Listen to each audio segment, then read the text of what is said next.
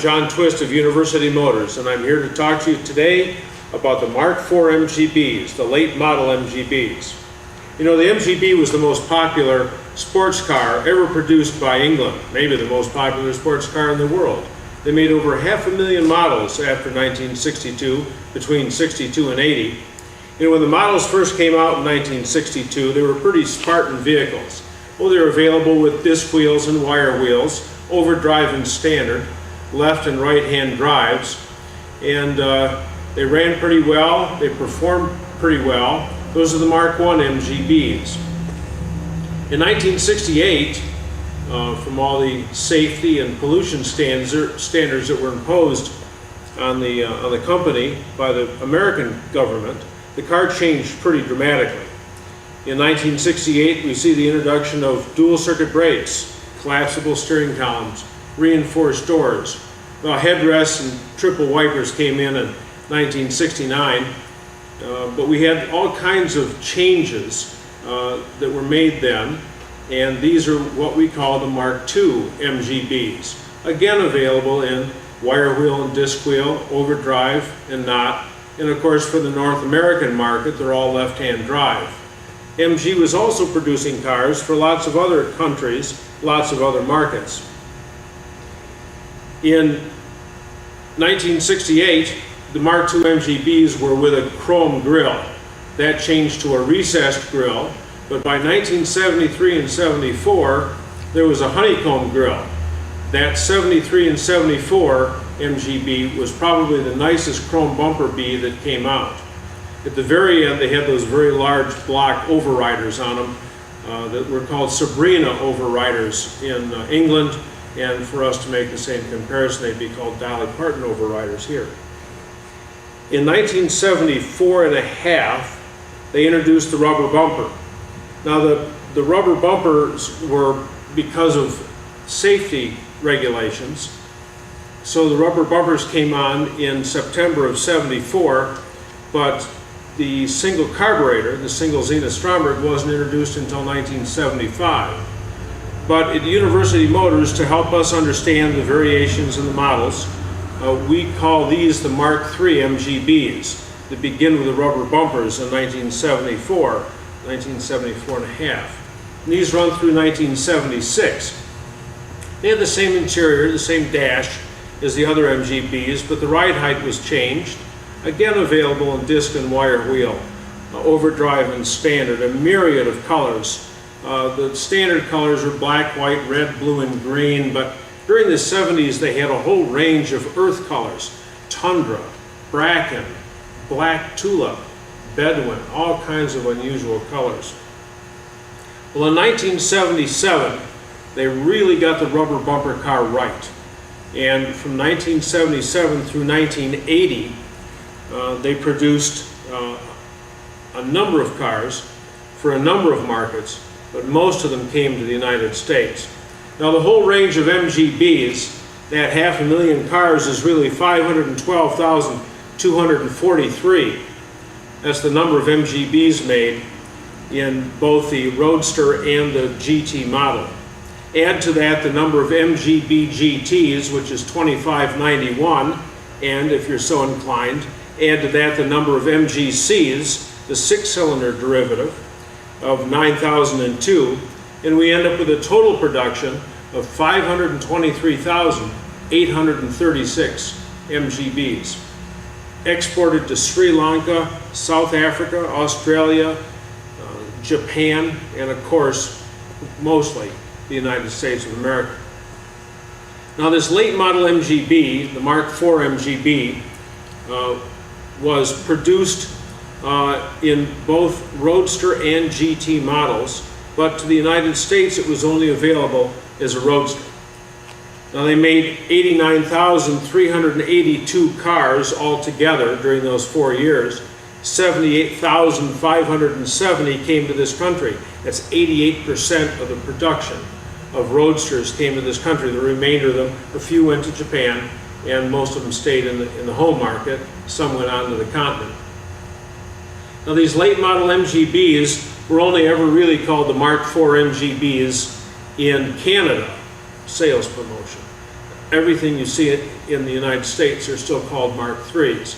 But again, at University Motors, we call them the Mark IV because of the changes in the dash, changes in the interior, emission standard changes, and it's easier for us to keep track of them that way.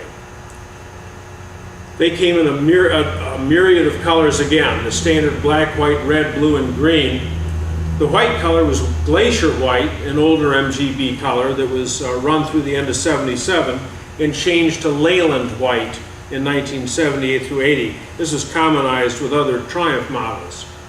The very bright red flamenco, which ran through '77, was changed to vermilion 78 through 80.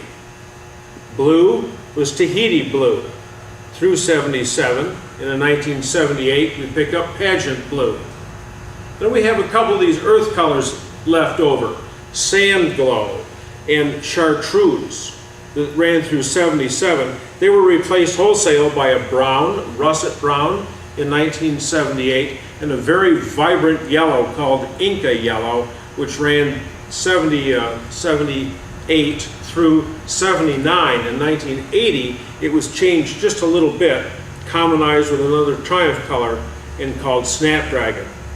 Now the interiors were either black or autumn leaf, but at the end of '77 they were changed to, well, some call it champagne, some call it beige, but it's a beigey color.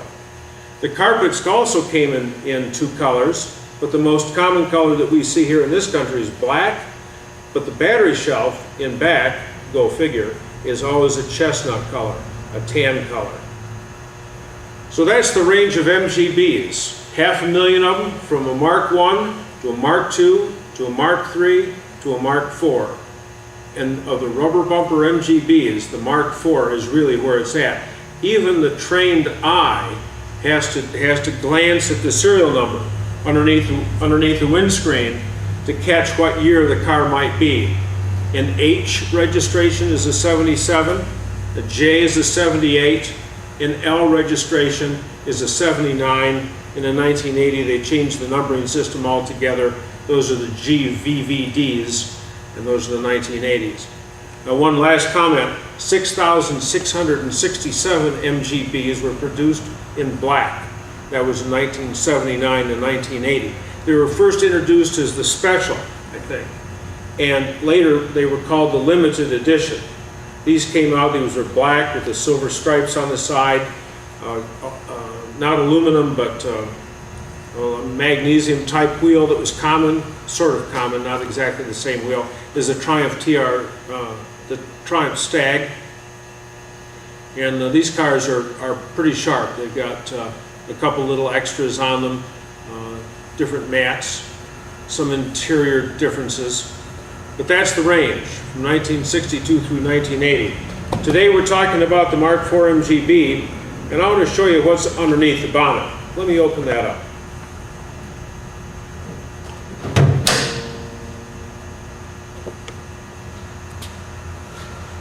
Now we've opened up the bonnet a little bit farther than we could with the bonnet prop, so you can see things underneath here more easily.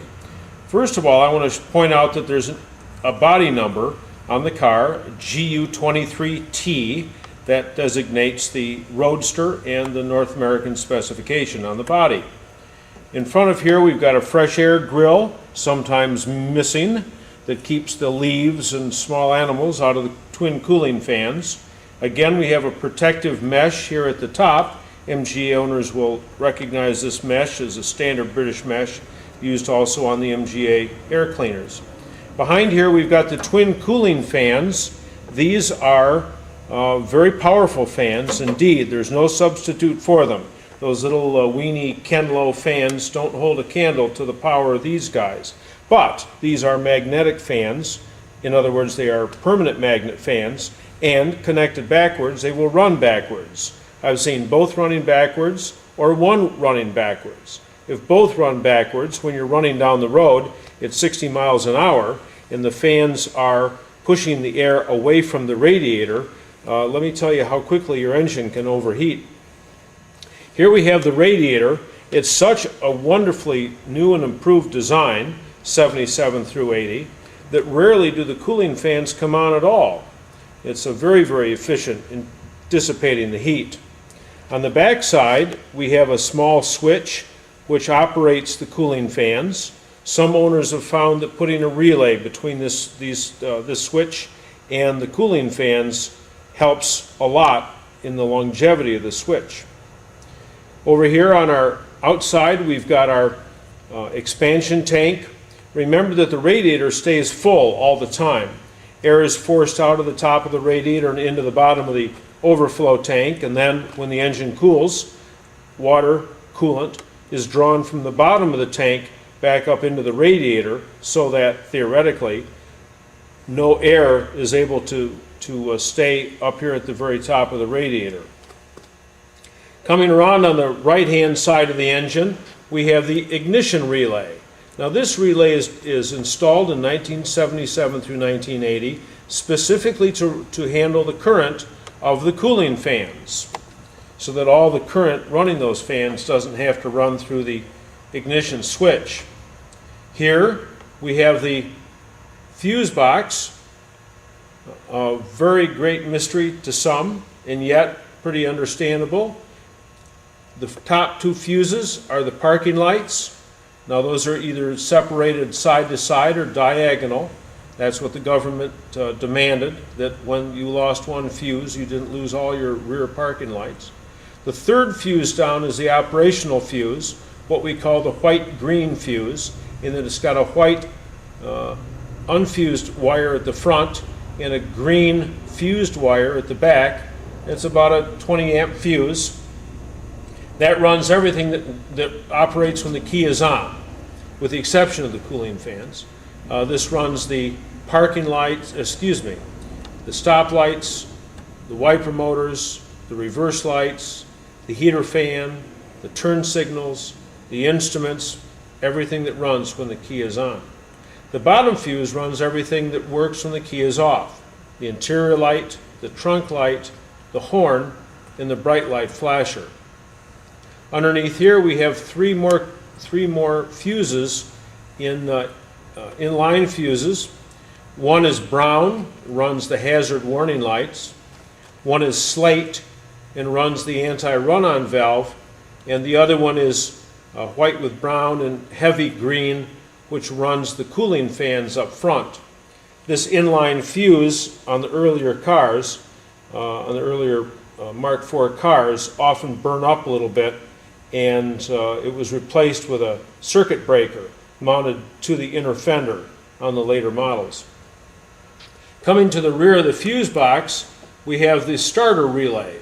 This was installed in 1970. It runs all the way from 1970 through 1980, so that all the power necessary to run the solenoid and the starter motor don't have to go through the key switch, but are sent through this relay here. We have an ignition coil underneath, and to the rear of the ignition coil we have a drive resistor. That's not the ballast resistor, that's a drive resistor for the original Lucas electronic ignition, all of which now are done and gone. I don't think there's one left on the road. Here we have the anti-run-on valve, which when it correctly operates keeps the engine from dieseling. The tank for our solvent for our windshield washers, and the windshield washer pump, more often than not flawed and not working. Here we have two charcoal canisters. We picked up the charcoal canisters in 1970 to help take care of the gas and the unburned hydrocarbons and the gasoline vapors. By the Mark IVs, we've got twin charcoal adsorption canisters to purge the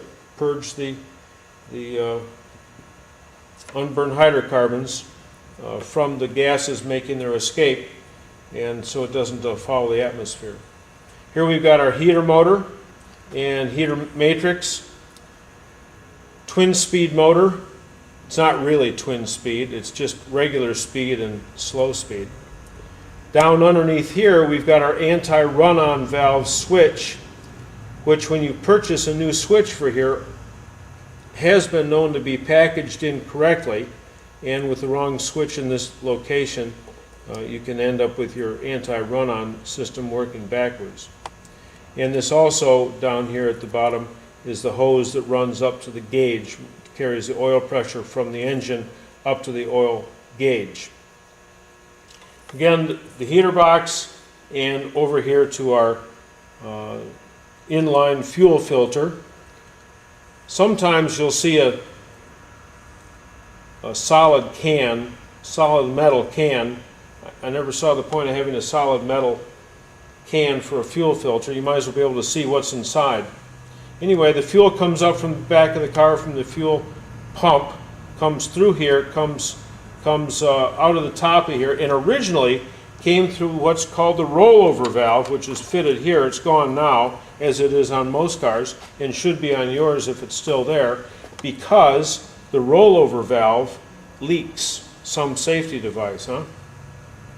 Anyway, now we've got fuel down into our carburetor. This is our carburetor here, and at the top of the carburetor we have our dash pot, which should be filled with a thick oil. I prefer now to put 90 weight gear oil in the top of the carburetor. Oh, but you say, I heard that you're supposed to put 3-in-1 oil in, or automatic transmission fluid, or the lightest oil you can. Racers don't use heavyweight oil. Well, no, racers don't, but they don't drive like you do. If you want to drive to the grocery store and up and down the street, a heavyweight oil here works better than a lighter weight oil. Here we have the EGR valve, introduced in 1975. We have a manifold heater with a wire which is attached to it. This is a little bulb. This is interesting. If the ambient temperature gets below about 3 degrees Fahrenheit, this switch closes, and an electric heater warms up the air-fuel mixture as it leaves the carburetor and runs into the engine. On the front side of the carburetor, we've got the automatic choke, a mysterious piece of equipment to most, but like anything else on the car, designed by man and completely understandable and completely repairable. You don't have to buy a hand choke. Your automatic choke will work just fine as long as someone competent repairs it. Here we have a pretty long extension here on our manifold heater in the flapper valve. Now this flapper valve is a bimetal strip. It's designed to draw hot air off the manifold during warm-up, and then when it gets warm enough, the bimetal strip pulls away. This guy moves to the rear and blocks off the flow from the manifold, and then we get warm air coming in. All this has to do with emissions. Over in the back, that comes from the charcoal canister, works to keep the charcoal canisters clean and the inside of the engine clean, keeps the oil clean. It's a good system to have in place. What's missing, of course, is the air pump, as it is on most MGBs. There are now only several states, and within several other states, only several counties, which still require that the emission controls be in place. The TCSA switch, that's the Transmission Controlled Spark Advance switch, was mounted up here on the box, and originally was fitted between the intake manifold and the distributor vacuum advance, so that the vacuum advance only worked in 4th gear. This was to reduce surging at higher speed. But what it really did was make the car run crummy at idle. And this switch is hooked up to a couple of switches on the gearbox that allow it to go continuous, allow this to open only in 4th gear. Only once have I seen it hooked up to the windshield washers, and the guy, the owner, had it plumbed into his washer system, and I said, so your washers only work in 4th gear, huh? He goes, yeah, I keep wondering why. So anyway, over here we have our clutch master cylinder, and that of course takes brake fluid, and it should be topped up and attended to as often as it has to be, but checking it a couple of times a season certainly is a good idea. Back in here we've got this chamber back here on the inner fender. It's a perfect place for mice. If you have rodents, they will first set up housekeeping in here, and after that they'll set up housekeeping on the other side, but they absolutely love this over here. If there's ever a mouse nest, it's there to start with. This is the brake booster. Remember that they introduced the brake booster in 1975.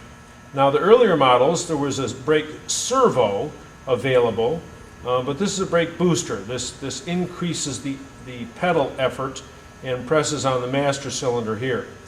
The master cylinder takes brake fluid, of course, in the top, and we've already told you that the carburetor should take 90 weight, although I guess I have seen brake fluid in here too. I don't think I've seen antifreeze, but after 32 years in the trade, I've seen almost everything. On the side here, we've got some aftermarket horns. We'll hear these in a little bit. They're really loud, they're really nice, and they're really inexpensive. No, for Mr. Original, he sort of sniffs at them, and oh my dear boy, those simply aren't original. But quite frankly, in traffic, they'll light up everybody around you. They'll know that you're driving.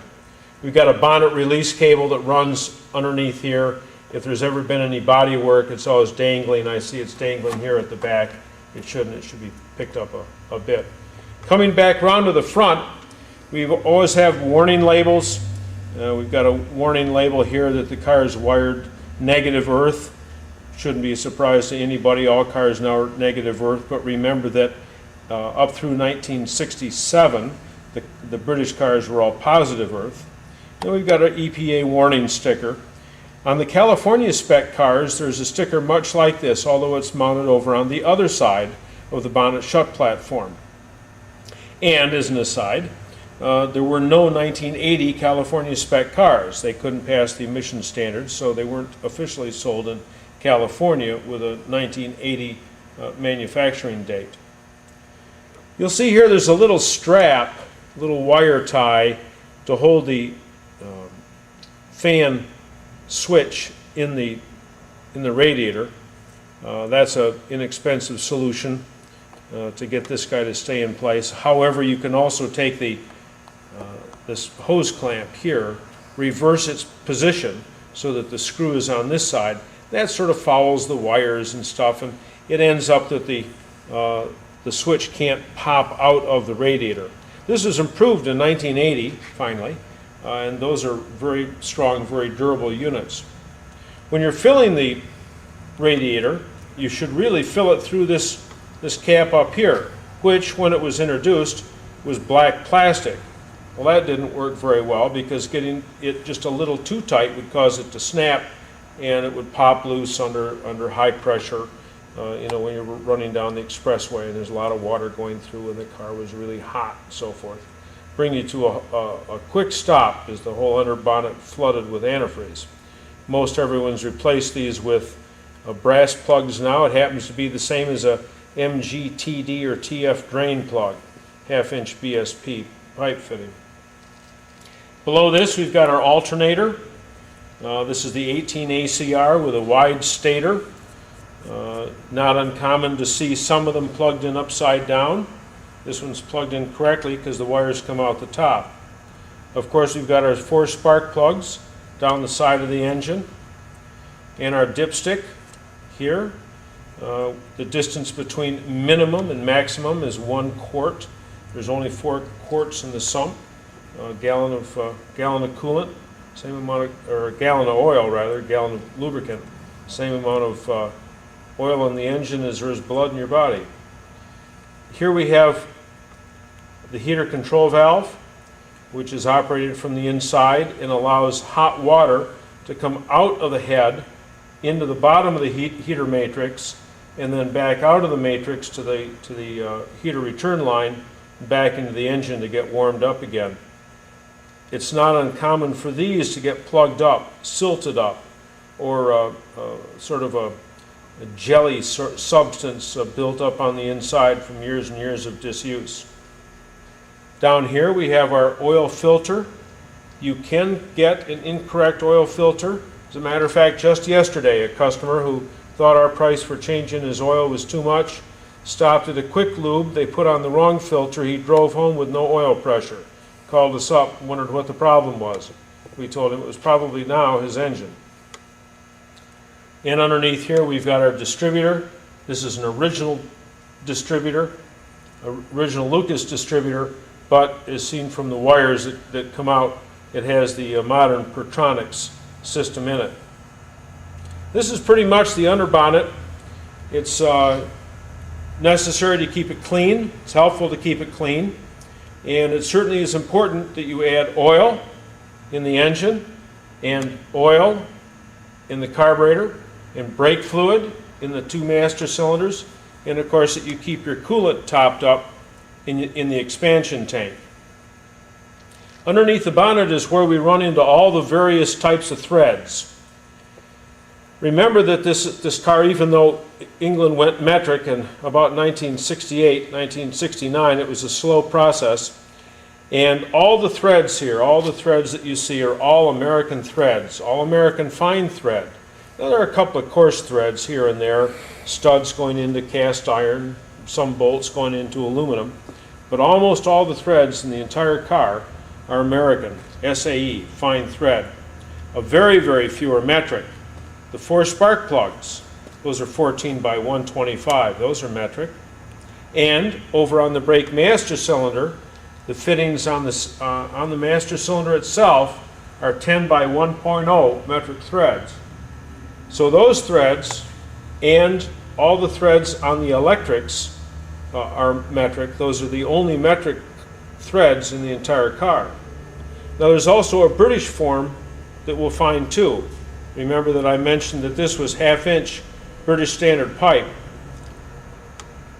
Any system carrying coolant or oil, like the hose in the back here, oil, or gasoline back in the fuel pump, those fittings are all British standard pipe. The very small threads, some of which are shown back here, what we would call a 1032 thread, aren't really 1032. It's a BA thread, that stands for British Association.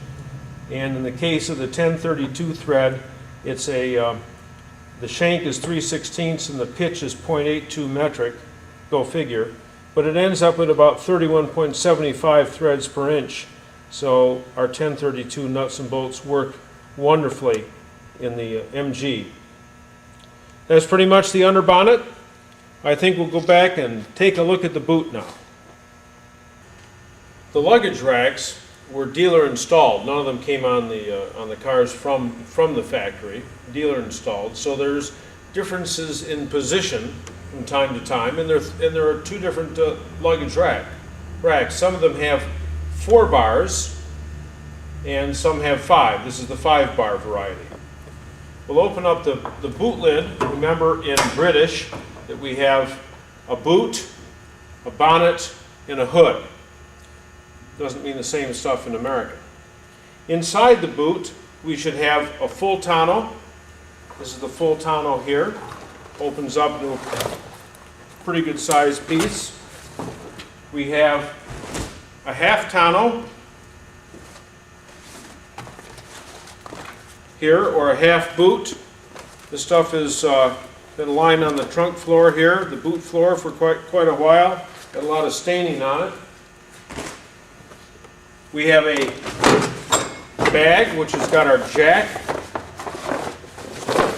and our lug wrench. Here's our jack, and deep down inside we have our lug wrench or wheel spanner.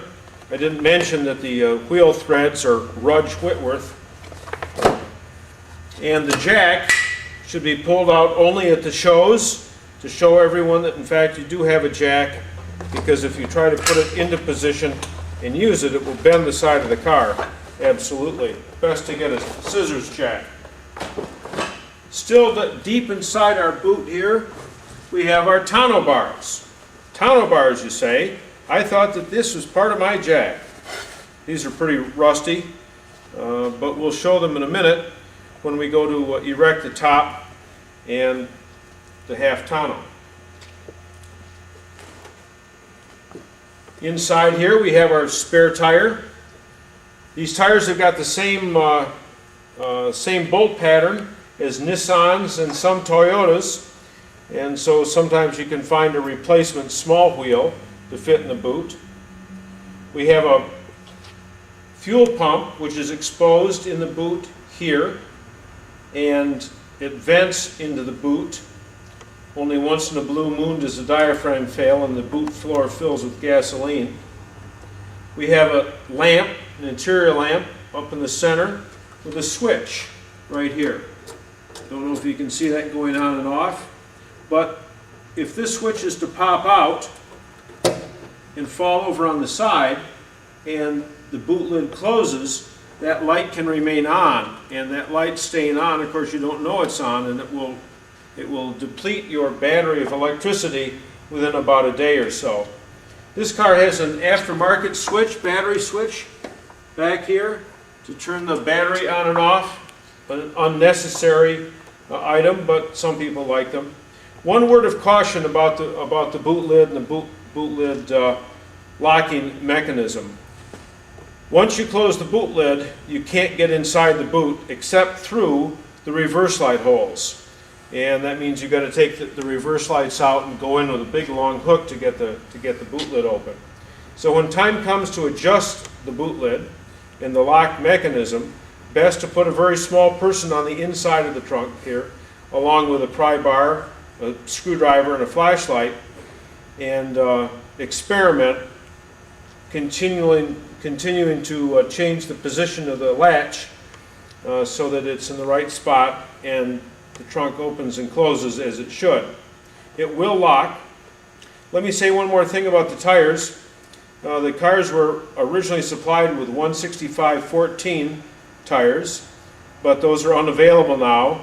There are some manufacturers, and Coker Tire out of Chattanooga, Tennessee can get you any tire you want, but for a reasonably priced tire, you can go with a 175 or 185 70 series 14, and those will fit just fine. Additionally, we've got a canister here on the side, on the inside of the trunk, that is for the expansion of fuel. That is when you pick up gasoline at the gas station at 68 degrees and then go park on the tarmac at 100 degrees, the gasoline in the fuel tank obviously expands, and this is designed to allow that gasoline to expand up into here, especially if you're parked on an angle, so that it doesn't run out of the car and get into the atmosphere. So let's take a look at the inside of the car, the cockpit, and the battery next. It might seem silly to release the top to work on the battery, but at my age and my size, it's impossible to climb inside and rest my feet against the seat. So follow me through here. We're going to make the battery service and exposure very easy. First of all, we'll release the top, the snaps in the top. Just get this guy loose and kick our seats forward using the ball release to get the squab to move forward. And the same is true on this side. We'll pop our snaps loose, the catch in the front, 4 lifted dot fasteners, so forth. Throw the top up over the top, having released the squab, get that forward, and now we're ready to work on the inside of the car, service the battery, take a look at the rear shocks without having to crawl inside the car. Now the batteries were changed from dual 6 volts to a single 12 volt in 1974 and a half at the introduction of the rubber bumper. So now we only have one battery back here held under a plate that is in turn held in place with Zeus screws. That's D-Z-U-S. The German manufacturers still make screws, although these often are frustrating to get out. They only take half a turn. Sometimes there's another name that we give them besides Zeus. On the bottom side of the cover is some insulation, which is designed to keep it from rattling in place. And underneath here we can see our very large battery, a Group 24 battery, in place with the original cover, our red cover, on the positive post, because it does sit pretty close to the metal here. And this has got a very nice, attractive brass clamp on the back. But the Group 24 battery is just fine. A Group 26 battery also works just as well. In addition, back here we also have these covers. Let me pop this one off. And it's underneath this cover that you gain access to the rear shock to fill the rear shocks. So it's as easy as that. The battery cover sometimes is helped by a little plug of grease on each one of the screws. It's not uncommon to find speakers installed back here on the rear metal piece that goes between here and the inside of the boot. One of the advantages of having speakers that are installed from the front is if the boot ever does get jammed, you can pull the speaker out and at least reach in there and see what you're doing, other than trying to fit yourself in there with a long rod. So our battery fits in, the carpeting goes back in place, we're all set to go. Now let me show you the correct way of folding the top and fitting the tonneau covers. Assisting me with putting the top down is my lovely wife Caroline. We've already released the top here. We've got the snaps here at the front, the snaps up above your shoulder, the snaps behind your shoulder. We've lifted off the 4 lift dots, pulled the U-shaped hook out from the front, pulled the bar from the back, flipped it up. Now we'll go ahead and fold the top. We'll bring the top back to about here and begin a fold right at the very front up here, so that by the time we get to the back of the top, the window itself, plastic windows, are not folded. This is definitely a 2-person operation. Now the top begins to fall into its place, and with the snaps closed, we'll bring the top over itself. And of course this is easier on a hot July day. Everything's a little more supple, but there are 2 straps, unless your upholsterer has left these off. And these straps work to hold the top snug and back into place. They're often very, very difficult to get. So I'll help Caroline with hers. See if I can get this one. Then we'll go ahead and put the tonneau bars on. If I can get this. Success. Take some of the wrinkle out of the top here. Looks pretty good. We'll get our tonneau bars and our half tonneau from the boot. Now this half tonneau has not been on the car even for a practice run, and it doesn't look like it's been on the car for the last 12 years, so I'm not sure how well it'll fit. Here are our tonneau bars, which go into the slots on the side. And the half tonneau, or boot, fits on first on the teardrops at the back, and then our U-shaped clips in the front.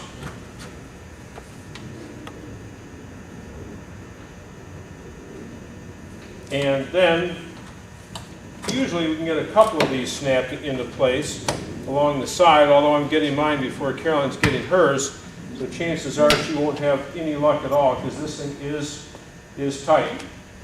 Better to wait until a warm day or some day in July and put it out in the sun, and then get one snap, and then as it warms up, get another snap.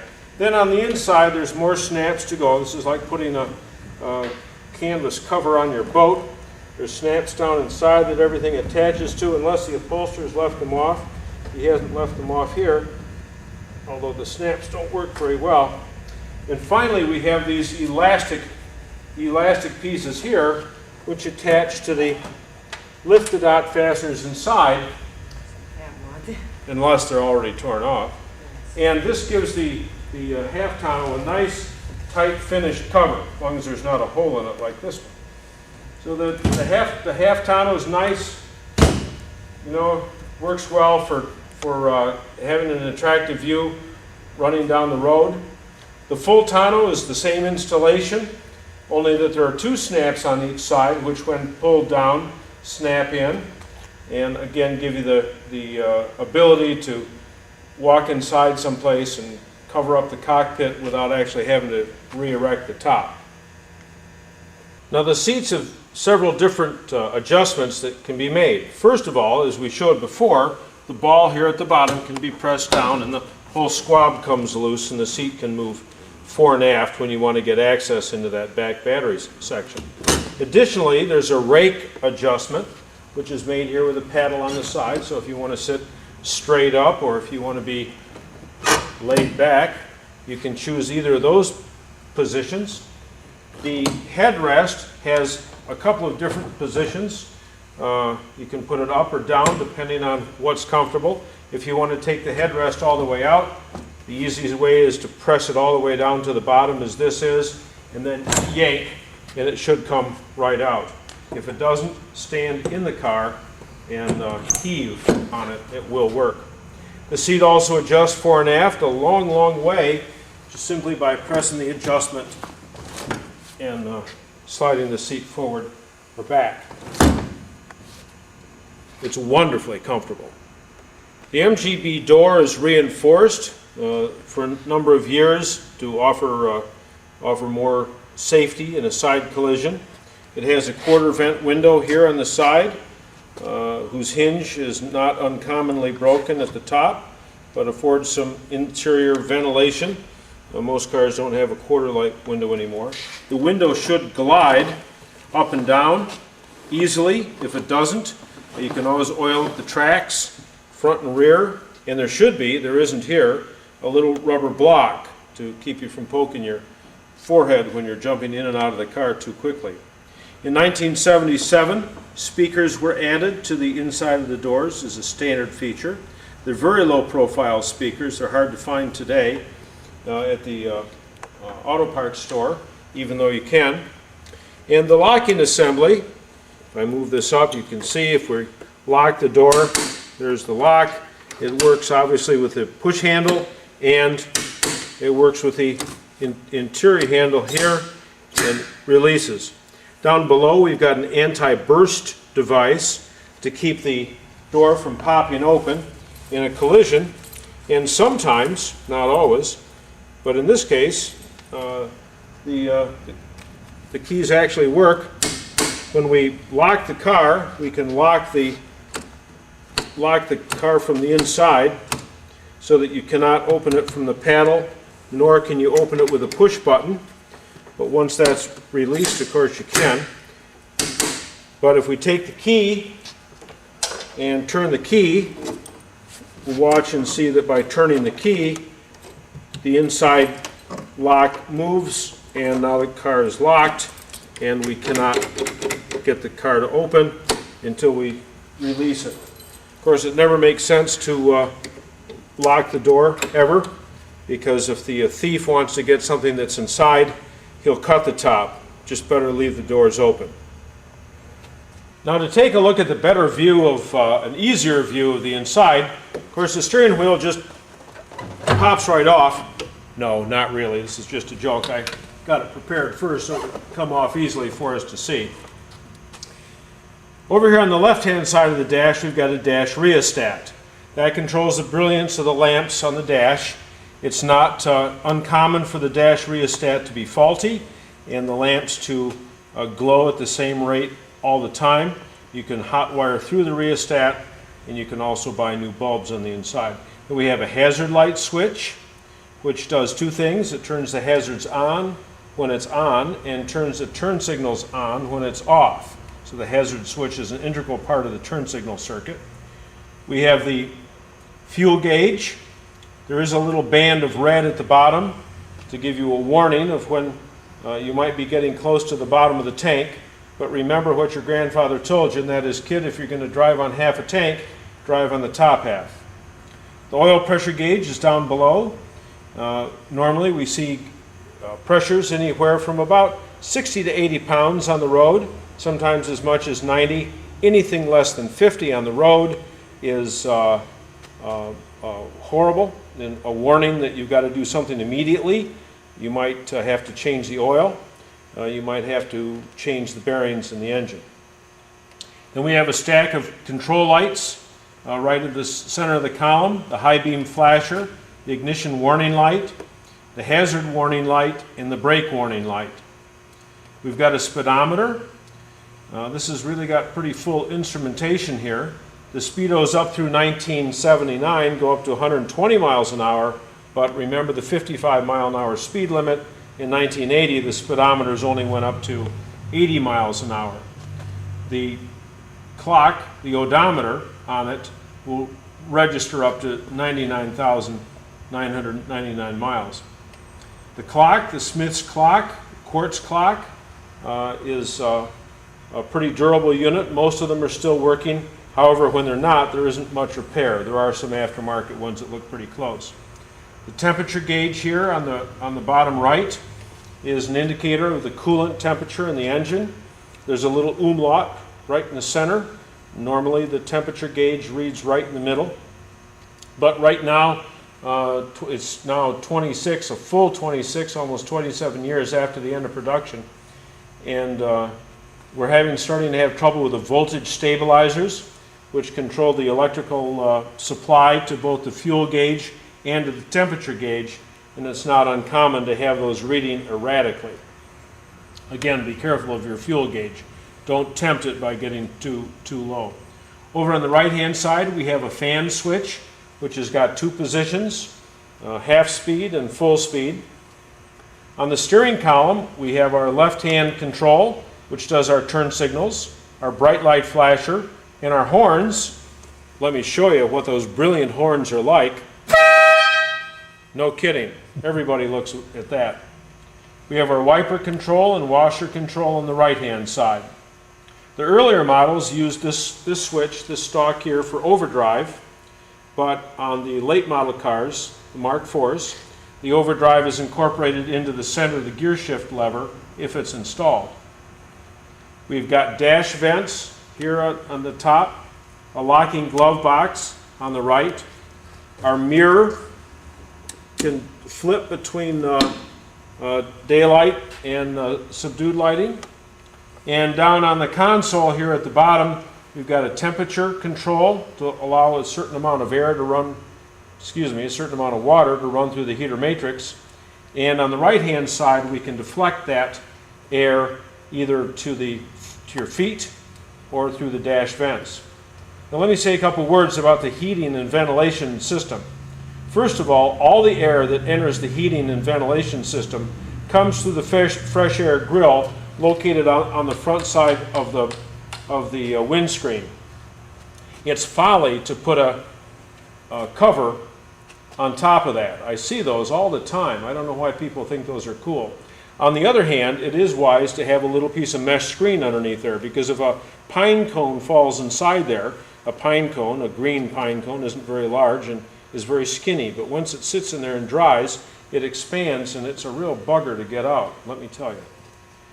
The air that's available from that fresh air vent either comes through the dash vents when they're twirled away from each other. The top controls are twirled away from each other, and that's just ambient air, outside air, flushing through and hitting you in the face and chest.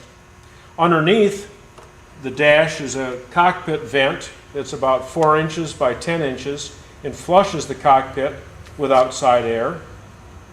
And lastly, the heater box takes in the fresh air from that fresh air grill up front and runs it through the heater matrix, and then you, of course, can deflect it to your feet or up onto the dash through the demisters. They used to be called defrosters, but that was just a cruel trick. The gear shift lever is just a standard H pattern. To engage reverse, you have to slap it over into reverse. You can't pull it. And the gear shift boot is most often installed backwards. Remember that when it's proper, the seam goes at the front. Many of the aftermarket gear shift boots are just a little too small, so that when you go to engage third gear is of course on the far side and forward, the gear shift boot is tugging at it ever so slightly. You go around a corner, go on a long deceleration, and suddenly the car falls out of third gear, and you're thinking, oh my gosh, I need a rebuilt gearbox, when in fact it's just the gear lever boot that's a little too small. We also have a handbrake, not called an emergency brake here, it's simply a handbrake. And on these late model cars, when the handbrake is pulled up, the brake warning light on the dash comes on to alert you that that's the problem. The brake warning light also illuminates when there's a gross pressure differential between the front and rear braking circuits, so that if your foot hits the ground, it hits the floor of the car, if you're not smart enough to understand that your brakes are bad, the brake warning light is supposed to come on and let you know. Now this brake warning light has a diode in the circuit, so that when you turn the key over to start, in the start position only, that brake warning light comes on. Well, that's wonderful because that tests it. But if that diode fails and you pull up on the handbrake, the starter motor works. Not a very good safety device. That's about the extent of the interior on the MGB. It's well sized. Very tall people seem to be pretty comfortable inside the B. Shorter people can be comfortable. And it is possible to put slats, angled slats on the bottom of the seat, so the seat rises as it comes forward. And it makes it easier for people of shorter stature to drive and enjoy the MGB. Now, to start the MGB, you always want to start it in neutral. As a matter of fact, your foot shouldn't be on the clutch ever, except when you're taking off and changing gears. Start the car in neutral, idle it in neutral, stop lights, stop signs, stop-start traffic, put it in neutral, let it freewheel. The longer your foot is on the clutch, the sooner you're going to need a new clutch. And here at University Motors, that's more than a full-day job now with all the associated mounts and hardware that has to be installed. You can easily run through $1,200. So keep your foot off that clutch. So let's go through the starting sequence. First of all, we turn our key to on. Our red ignition light comes on. Remember what I told you about the brake warning light? See how he comes on and off when we operate the handbrake? All right, now we're in neutral. We hit the throttle a couple of times in rapid succession. That's not pumping the carburetor because there's nothing to pump, but the movement of the throttle sets the automatic choke. Then we can start the car up.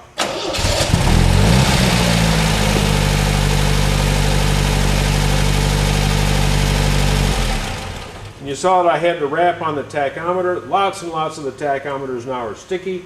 If you don't rap on it, you wait until you're running down the road and all of a sudden it breaks free and the needle swings way over to 7,000 RPM and so forth. I don't know if you noticed, but the oil pressure ran right up to about 75 pounds and our fuel gauge was up about 5/8. Of course, the temp gauge is still down here at cold because we haven't run the car for a while. When should you shift? Good question. Well, just offhand, you should never shift below 2,000 RPM. That's lugging the engine too much. And the tachometer goes into an orange area between 5,500 and 6,000, and from 6 to 7, it goes into the red. So better stay out of those areas. Quite frankly, the higher you shift, up to 45,000, 5,000 RPM, the more horsepower you have available to you. Remember that horsepower, scientifically, equals torque times RPM. Well, torque is pretty expensive. You've got to come here to the University Motors and have us tune your car up or put in electronic ignition or a supercharger, ported and polished cylinder head. All that costs a lot of money. But RPM, that's your right foot. You can buzz it right up to 5,000 RPM.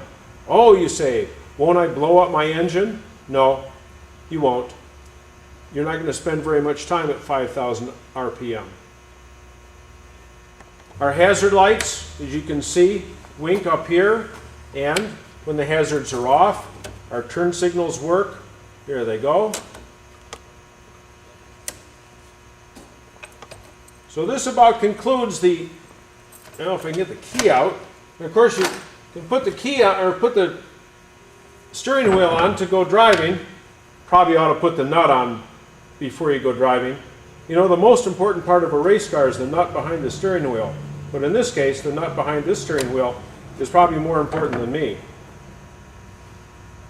The MGB is a thrilling car. It's an exciting car.